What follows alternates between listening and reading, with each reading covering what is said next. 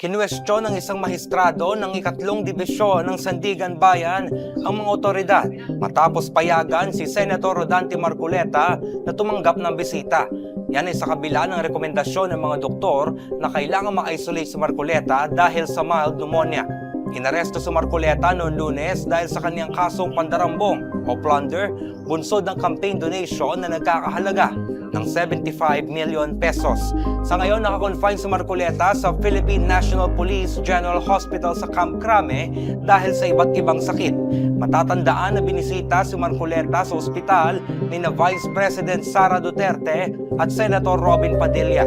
Tinanong ni Associate Justice Ronald Moreno si Lieutenant Colonel Ben Ali Bayani kung bakit pinayagan si Duterte at Padilla na bumisita sa kabila ng kanilang rekomendasyon. Si Bayani ay kawani ng PNP General Hospital na ipinatawag sa pagdinig para alamin ang kalagayan ng kalusugan ni Marcoleta.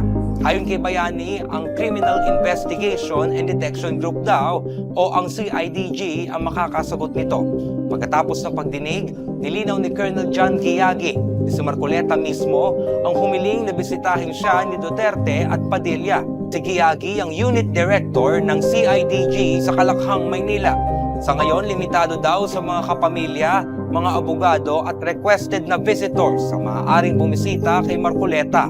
Samantala, sinabi din ni Bayani na fit for travel na si Marcoleta dahil nagkaroon na daw ng improvement ang kaniyang kondisyon.